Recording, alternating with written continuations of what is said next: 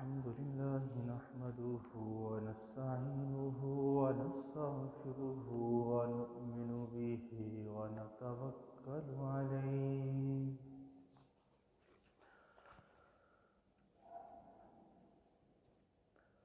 ونعوذ بالله من شرور أنفسنا ومن سيئات أعمالنا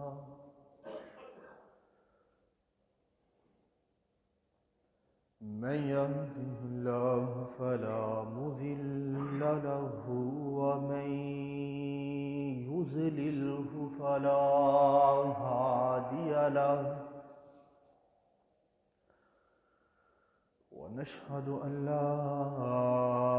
إله إلا الله وحده لا شريك له وأشهد أن محمدًا عبده ورسوله أما بعد فأعوذ بالله من الشيطان الرجيم بسم الله الرحمن الرحيم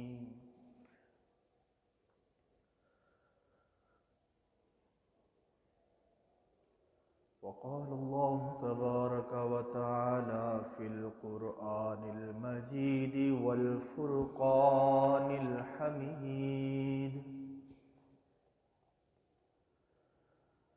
وما خلقت الجن والإنس إلا ليعبدون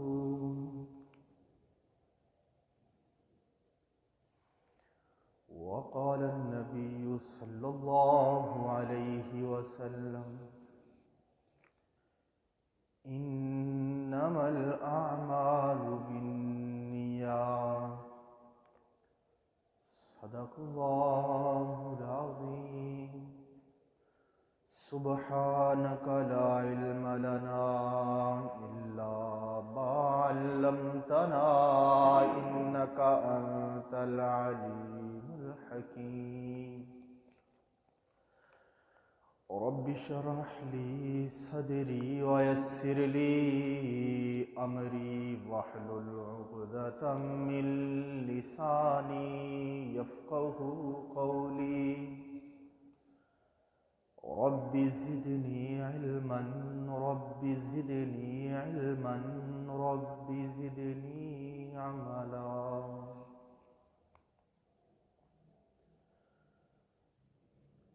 اللہ سے کرے دور تو تعلیم بھی فتنہ،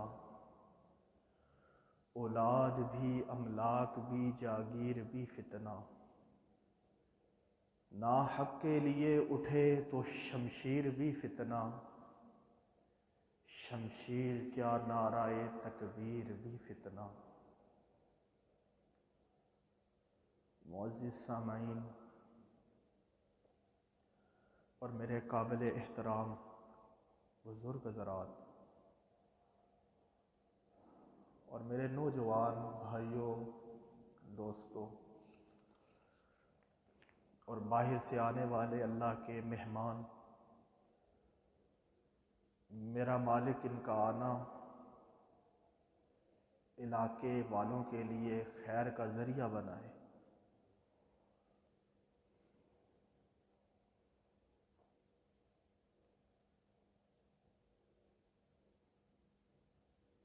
سامعین محترم،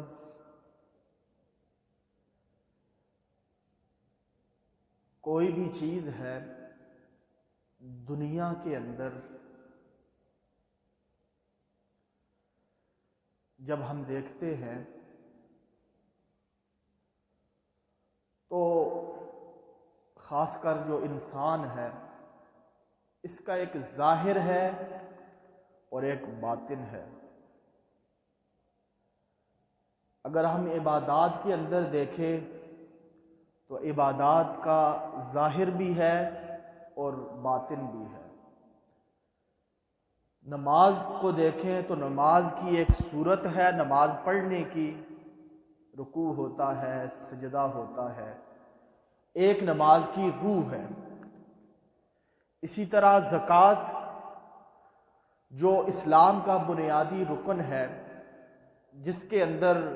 بنیادی طور پر جو ہمیں اس کی صورت نظر آتی ہے کہ ایک شخص جو ہے پیسے دیتا ہے، اور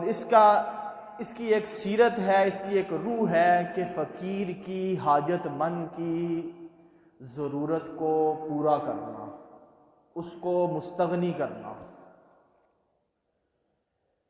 جب ہمارے اعمال روح کے ساتھ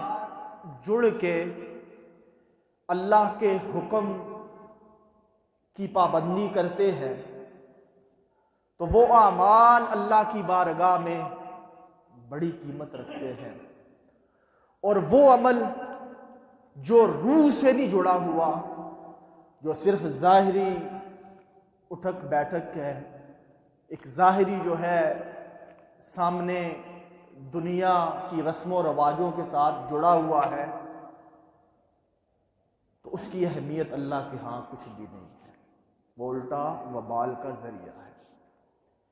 میں نے آپ حضرات کے سامنے جو حدیث پڑھی، انما الاعمال بالنیات، یہ حدیث حضرت عمر فاروق رضی اللہ تعالیٰ عنہ روایت کرتے ہیں امام الانبیاء صلی اللہ علیہ وسلم سے، اور یہ حدیث جو صحاح ستہ کی کتابیں ہیں، صحاح ستہ ہیں، سب سے پہلی حدیث یہ ہے، انما الاعمال بالنیات لمن کانت ہجرتہ الی اللہ فہجرتہ الی اللہ، کہ اعمال کا دار و مدار جو ہے وہ نیت کے اندر ہے، اور جس نے ہجرت کی اللہ اور اس کے رسول کے لیے تو بس اس کی ہجرت اللہ اور رسول کے لیے ہی ہے، اور جس نے ہجرت کی دنیا کے لیے، الی الدنیا یصیبها، دنیا حاصل کرنے کے لیے یا کسی عورت کے لیے، تو اس کی ہجرت بھی اس کے لیے ہے، اس کے اندر جو ہے وہ اللہ کا حکم یا وہ اجر نہیں اس کو ملے گا اس ہجرت پر۔ ایک صحابی رسول نے ہجرت کی، ظاہراً ہجرت تھی اس وقت، لیکن نیت ان کی یہ تھی کہ میں نکاح کروں گا وہ فلاں عورت سے۔ اب یہاں پر ان کو نکاح کرنے کا ثواب تو ملا، لیکن ہجرت جو اللہ اور رسول کے لیے تھی وہ اس ثواب سے محروم تھے۔ تو اس حدیث سے ہمیں یہ سبق ملتا ہے کہ نیت المؤمن خیر من عملہ، کہ مومن کی جو نیت ہے وہ اس کے عمل سے بہتر ہے، کہ وہ عمل جو نیت کے ساتھ جڑا ہوا ہے وہ عمل اس سے 1000 گنا زیادہ مضبوط اللہ کے ہاں قیمتی ہے، کہ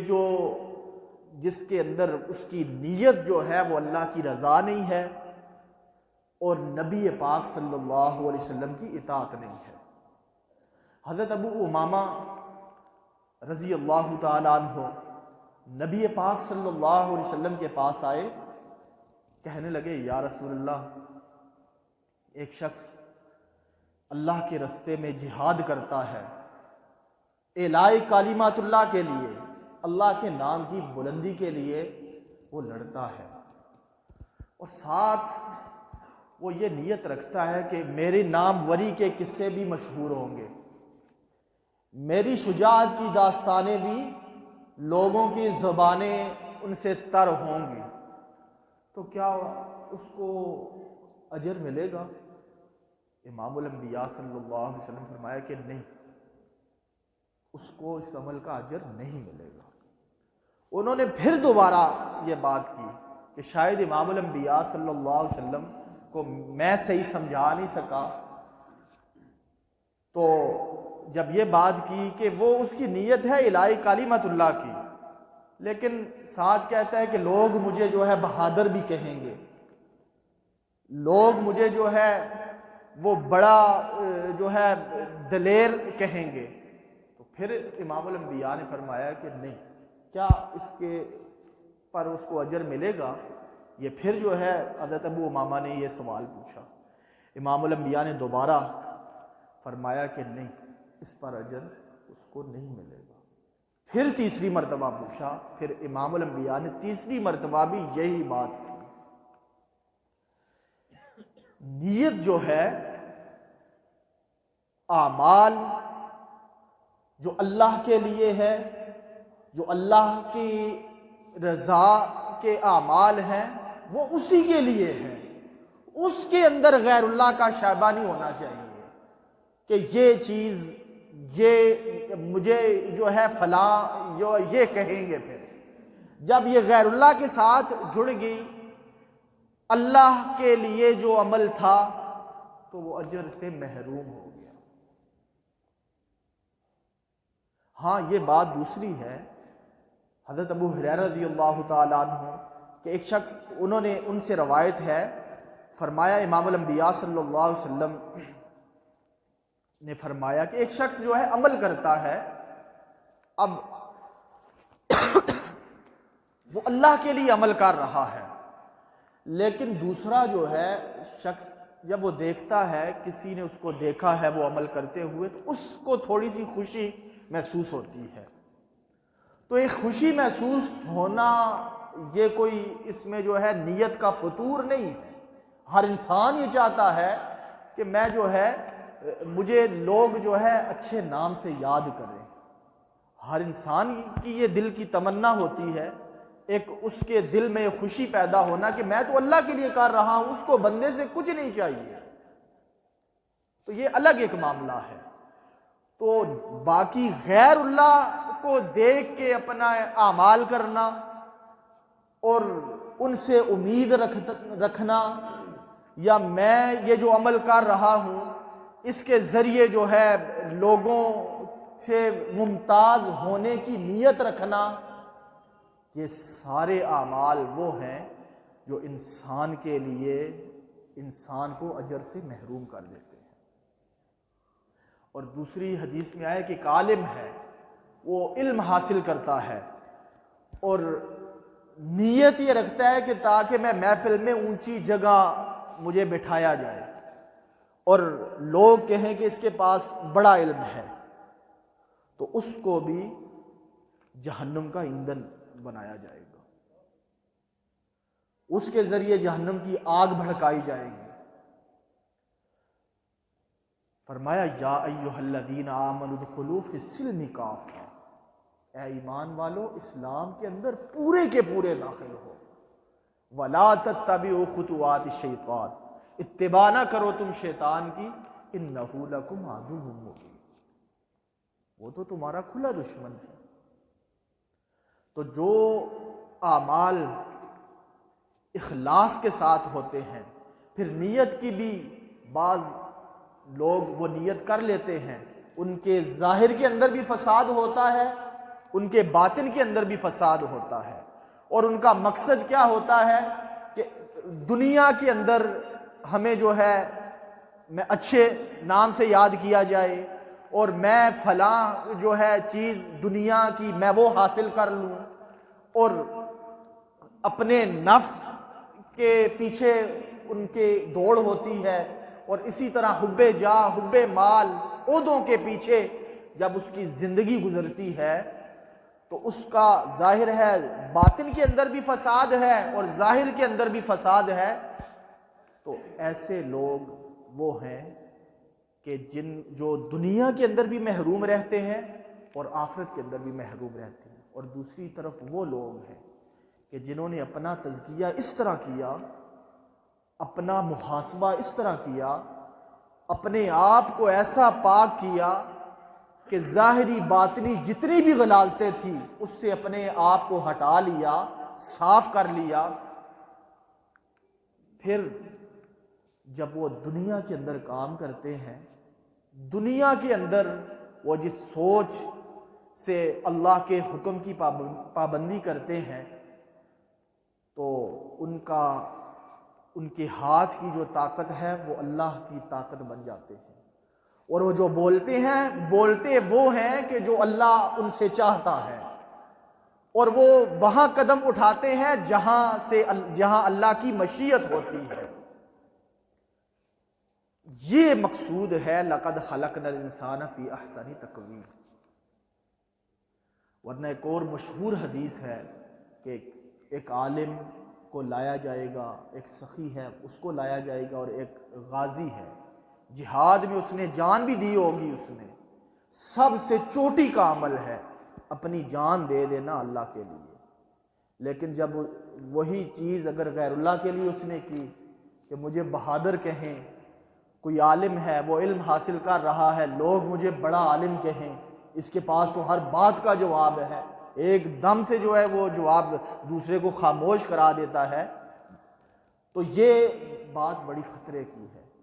اور یہاں آگے بڑی بڑی پگڑیاں فیل ہو جاتی ہیں، بڑا نازک معاملہ ہے۔ اور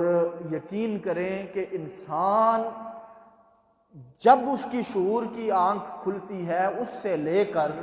یا جب وہ بالغ ہوتا ہے، موت تک جو ہے یہ پلسرات کا رستہ ہے، یہ زندگی، یہ پلسرات ہے، یہ زندگی خود پلسرات ہے کہ جہاں پر اس کے ذہن میں یہ بات آ گئی، یہ گھمنڈ آ گیا، بڑے بڑے لوگ جو ہے یہاں کے فیل ہو گئے، تو پھر کیا ہوگا؟ ان تینوں کو جو ہے نا اٹھا کے اس عالم سے جب پوچھا جائے گا، اور دوسرا اس سخی سے پوچھا جائے گا کہ ہاں جی تو کیوں جو ہے تقسیم کرنے کا تیرا مقصد کیا تھا؟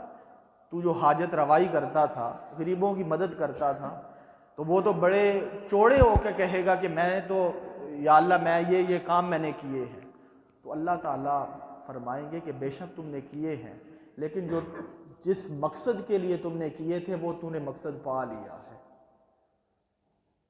پھر اس کو بھی اٹھا کے جہنم کے اندر ڈال دیا جائے گا۔ اب کتنا سوچنے کا مقام ہے کہ جب انسان دیکھتا ہے یہ کتنی بڑی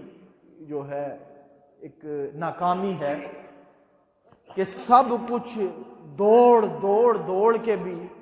جو ہے محنت کر کے ایک عالم محنت کرتا ہے، جہاد میں غازی اپنی جان بھی دے دیتا ہے، شہید ہو جاتا ہے وہ مجاہد، جب آگے سے جو مقصد ہے، جو دائمی کامیابی ہے، جس کے لیے اللہ چاہتا ہے، اور ایک اتنا بڑا اجر ہے کہ جنت کے اندر بھی، حالانکہ جنت کے اندر جانے کے بعد کسی کے ذہن میں یہ بات نہیں آئے گی کہ میں دنیا کے اندر پیچھے واپس جاؤں، کسی کے ذہن میں یہ بات نہیں آئے گی، اور خود امام الانبیاء صلی اللہ علیہ وسلم جو ہے یہ حسرت کر رہے ہیں، لَوَدِدتُّ أَنْ أُقْتَلَ ثُمَّ أُحْيَا ثُمَّ أُقْتَلَ ثُمَّ أُحْيَا۔ اے اللہ میرا دل چاہتا ہے کہ میں تیرے راستے کے اندر شہید کیا جاؤں، پھر زندہ کیا جاؤں، پھر شہید کیا جاؤں، پھر زندہ کیا جاؤں۔ 3 مرتبہ امام الانبیاء صلی اللہ علیہ وسلم نے حسرت کی ہے، اور وہ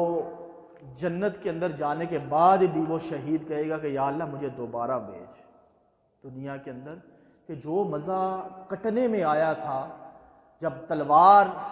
میری گردن سے پار ہوئی تھی، جب میں جان دے رہا تھا، وہ جو لذت مجھے محسوس ہوئی تھی وہ تو تیری جنت میں بھی نہیں ہے۔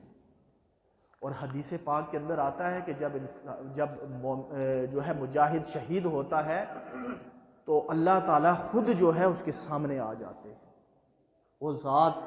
جو سب کا مبدا منتہا ہے، تو اس کو اس وقت اتنی لذت محسوس ہوتی ہے کہ اس کو وہ کٹنے مرنے کا پتہ ہی نہیں ہوتا، وہ اسی وقت تو زندہ ہوتا ہے۔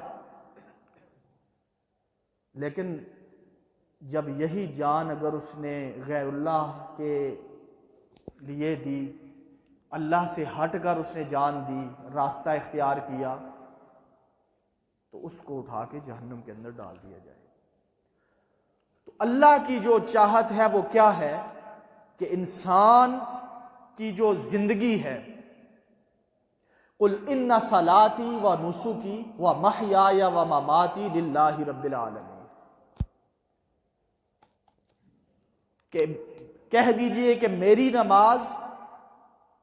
میری قربانی، میرا جینا، میرا مرنا اللہ کے لیے، اور اس کے علاوہ کوئی دنیا کے اندر آنے کا مقصد ہی نہیں ہے۔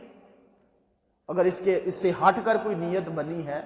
تو وہ سارا شیطانی فطور ہے۔ یہ چار باتیں کہ ہماری نماز، ہماری قربانی، چاہے اس میں قربانی سے مراد عید الاضحیٰ میں جو قربانی ہے وہ ہی نہیں ہے، صرف جو قربانیاں وہ دے رہا ہے دنیا کے اندر، جتنی بھی مشکلیں برداشت کر رہا ہے، اور جو مسائل، مشکلات، پریشانیاں، دکھ، غم اس کو آ رہے ہیں، تو اس کا یہ عقیدہ ہے کہ یہ سارے جو ہے میرے اللہ کی طرف سے ہے، اور میں نے تو اسی کی طرف لوٹ کے جانا ہے۔ وَلَنَبْلُوَنَّكُمْ بِشَيْءٍ مِّنَ الْخَوْفِ وَالْجُوعِ وَنَقْصٍ مِّنَ الْأَمْوَالِ وَالْأَنفُسِ وَالثَّمَرَاتِ وَبَشِّرِ الصَّابِرِينَ۔ فرمایا کہ بشارت ہے صبر کرنے والوں کے لیے، الذین اذا اصابتہم مصیبہ، کہ جب ان کو کوئی مصیبت آتی ہے تو وہ کہتے ہیں قالوا انا للہ و انا الیہ راجعون، کہ ہم تو اللہ ہی کی طرف کے لیے ہیں اور اسی کی طرف لوٹ کے جائیں گے۔ تو نیت یہ ہو، اور دوسرے جو ہے جو فساد کرنے والے ہیں کہ جن کا ظاہر بھی فساد ہے، باطن بھی ہے، قرآن کی آیت ہے سورہ بقرہ کی، وَإِذَا قِيلَ لَهُمْ لَا تُفْسِدُوا فِي الْأَرْضِ قَالُوا إِنَّمَا نَحْنُ مُصْلِحُونَ، وہ کہتے جب ان کو کہا جاتا ہے کہ فساد نہ کرو تو کہتے ہیں کہ ہم تو فساد نہیں کرتے، ہم تو اصلاح کرنے والے ہیں۔ فرمایا کہ یہی لوگ ہیں فساد کرنے والے، لیکن وَلَٰكِن لَا يَشْعُرُونَ، کہ انہوں نے گناہوں کے اندر اپنے آپ کو اتنا پکا کر لیا ہے کہ اب وہ روشنی کا شعور بھی ان کو حاصل نہیں ہے کہ جس سے یہ ایمان کی روشنی حاصل کرے۔ اور جب ان کے سامنے مثالیں آتی ہیں، ان اللہ لا یستحیی ان یضرب مثلا ما بعوضۃ فما فوقها، آیت نمبر 26 ہے سورہ بقرہ، کہ وہ کہتے ہیں کہ یہ کیا ہے، یہ قرآن ہے یا یہ اللہ کیوں جو ہے یہ چھوٹی چھوٹی چیزوں کی مثالیں دے گا۔ فَأَمَّا الَّذِينَ آمَنُوا فَيَعْلَمُونَ أَنَّهُ الْحَقُّ، تو خالق کائنات خود فرماتے ہیں کہ وہ لوگ جو شعور رکھتے ہیں، جن کی دل کی آنکھ جو ہے روشن ہے، جن کے اندر ایمان کی رمق ہے، اور جو اللہ کے قرب کی لذت اور نشے کے اندر ہیں، وہ جانتے ہیں کہ فَأَمَّا الَّذِينَ آمَنُوا فَيَعْلَمُونَ أَنَّهُ الْحَقُّ، کہ یہ تو حق ہے ہمارے رب کی طرف سے۔ اور جو دوسرے ہیں وہ کیا کہتے ہیں، ماذا اراد اللہ بہذا مثلا، اللہ کا جو ہے اس سے کیا ارادہ ہے، ان مثالوں سے ہمیں کیا سمجھانا چاہتا ہے اللہ، اس سے کیا حاصل ہوگا۔ یضل بہ کثیرا ویہدی بہ کثیرا، آگے خالق مالک نے وہ ضابطہ بتا دیا کہ بہت سے لوگ ہیں جو ان حق گو مثالوں سے وہ گمراہ ہوتے ہیں، اور بہت سے لوگ ہیں جو انہی اس کے ذریعے روشنی پاتے ہیں۔ وما یضل بہ الا الفاسقین، اور آگے فرمایا کہ کوئی بھی گمراہ نہیں ہوتا سوائے فاسق بدکار لوگوں کے، وہ تو قرآن پڑھ کے بھی گمراہ ہو جاتے ہیں، کیوں کہ ان کو وہ حقیقت کا پتہ ہی نہیں ہوتا، وہ ہر چیز کو وہ اپنے زاویے سے لیتے ہیں، اپنی سوچ سے پرکھتے ہیں اور اپنی نظر سے دیکھتے ہیں۔ تو اس لیے میرے عزیز دوستو، بزرگوں، یہاں نوجوان حضرات بیٹھے ہیں، ہر وقت اپنا محاسبہ رکھیں، ہر وقت بیٹھ کے اپنا محاسبہ کیا کریں۔ دن میں جب بستر پہ جاتے ہیں تو اس وقت جو ہے اپنا محاسبہ بیٹھ کے کریں کہ کون سے کام میں نے آج اللہ کے لیے کیے ہیں، میں نے یہ جو کام کیے ہیں میرا ان کاموں کا مقصد کیا تھا، اینڈ دیکھا کریں، اچھا یہ کیا ہے تو کیوں کیا ہے، اچھا وہ جو کیا ہے کیوں چھوڑا ہے، وہ جو میں نے اس سے انکار کیا تو مقصد کیا تھا انکار کا، اور وہ میں جو کر رہا ہوں تو اس کا کیا مقصد ہے۔ جب انسان اپنا محاسبہ کرتا ہے تو اس کو شعور کی آنکھ کھلتی ہے، اس کو پتہ چلتا ہے، زندگی کا پتہ چلتا ہے، اپنے اندر کے سانپوں کا پتہ چلتا ہے، اس نفس کی غلاظتوں کا پتہ چلتا ہے کہ کیا غلاظتیں ہیں اس کے اندر، اور وہ لوگ جو خالص اللہ کے لیے زندگی گزار رہے ہیں، سورہ فجر کے اندر آتا ہے یا ایتھا النفس المطمئنہ ارجعی الی ربک راضیۃ مرضیہ فادخلی فی عبادی وادخلی جنتی، کہ اے نفس مطمئنہ ارجعی الی ربک راضیۃ مرضیہ، کہ رجوع کر تو اپنے رب کی طرف اس حال میں کہ تو اس سے راضی ہے اور وہ تجھ سے راضی ہے، فادخلی فی عبادی، اور داخل ہو میرے نیک بندوں میں۔ فرمایا کہ جب مومن جو ہے، مومن تو جنت کو بھی اپنا مقصد نہیں بناتا کہ میں اس سے جنت حاصل کر لوں، بلکہ اس کا مقصد ہوتا ہے اللہ کی رضا، اس کا مقصد ہوتا ہے اللہ کا قرب۔ جب یہ اپنی منزل اور مقصد بنا لیتا ہے تو پھر یہ جتنی بھی جنت بھی اللہ کی مخلوق ہے، اللہ نے بنائی ہے، جہنم بھی اللہ کی مخلوق ہے، وہ بھی اس نے بنائی ہے، وہ ان سب سے آزاد ہو کے اللہ کے قرب کو اپنا سب کچھ سمجھتا ہے، اللہ کی رضا کو اپنا اوڑھنا بچھونا سمجھتا ہے۔ تو زندگی کو اپنی جو ہے اس کاز پہ لے کے آئیں کہ قل ان صلاتی و نسکی و محیای و مماتی للہ رب العالمین، کہ ہماری جو نماز ہے وہ اللہ کے لیے ہے، اور ہماری جتنی بھی پریشانیاں ہیں، قربانیاں ہیں، وہ اللہ کے لیے ہیں، کوئی کسی غیر اللہ کے لیے نہیں ہے، کسی رشتہ دار کے لیے نہیں ہے، اور کسی اپنے رفیق دوست کے لیے نہیں ہے، اللہ کے لیے ہے۔ اور میرا جینا و محیای و مماتی، اور میری زندگی جو اللہ نے مجھے دی ہے وہ بھی اللہ کے لیے ہے، اور میری موت بھی اللہ کے لیے ہے، للہ رب العالمین۔ تو اللہ رب العزت ہمیں جو ہے جو بھی اعمال کرے، نماز ہے، زکوٰۃ ہے، عقیدہ ہے، سیاست ہے، اور جتنے بھی معاملات ہیں، کاروباری معاملات ہیں، یا زندگی کے جتنے بھی شعبے ہیں، اس کو اللہ کی رضا کے ساتھ جوڑ دے اور اللہ کے حکم کے ساتھ جوڑ دے۔ ایک صحابی رسول وہ ایک روشن دان چھوڑ دیتے ہیں، اذان ہوتی ہے تو امام الانبیاء صلی اللہ علیہ وسلم آتے ہیں، پوچھتے ہیں ان سے کہ یہ آپ کے چھوڑنے کا مقصد کیا تھا؟ فرمایا کہ میرا یہ مقصد جو ہے اس سے ہوا آئے اور حبس نہ ہو۔ اب یہ وہ بتا رہے ہیں، تو امام الانبیاء صلی اللہ علیہ وسلم کو کیا کہہ رہے ہیں کہ اگر آپ کی نیت یہ ہو کہ اس سے مجھے جو ہے اذان آئے گی، اذان کی آواز آئے گی، تو ہوا تو ویسے بھی آنی ہے،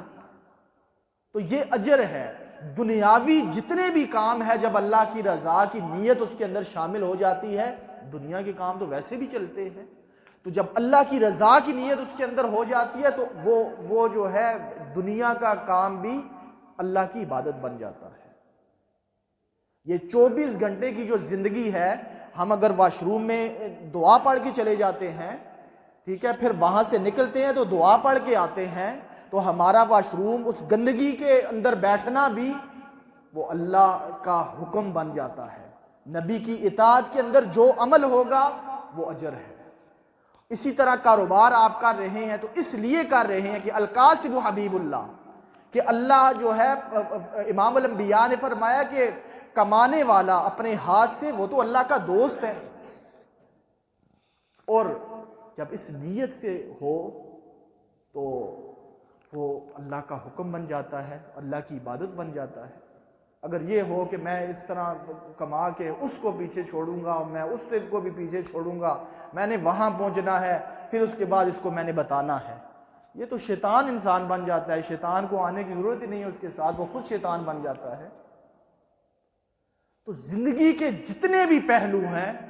وہ سارے امام الانبیاء صلی اللہ علیہ وسلم کی ذات کے ساتھ جڑے ہوئے ہیں۔ جب اس طریقے پہ آتے ہیں، اس نیت سے ہوتے ہیں، تو وہ سارے جو ہے اللہ کی عبادت بنتے ہیں، نبی کی اطاعت بن جاتے ہیں۔ تو اللہ رب العزت ہمیں جو ہے یہ جتنے بھی کام ہیں، نماز ہے، عقائد ہیں، معاملات ہیں، زکوٰۃ ہیں، ہمارے کاروبار ہیں، ملازمت ہے، اور جتنے بھی امور ہیں، کسی کو ہم نے دیکھنے جانا ہے، کسی کی عیادت کرنے جانا ہے، تو اس لیے نہیں جانا کہ وہ کہے گا کہ یہ نہیں دیکھنے آیا، اس لیے جانا ہے کہ حق المسلمی علی المسلمی خمس،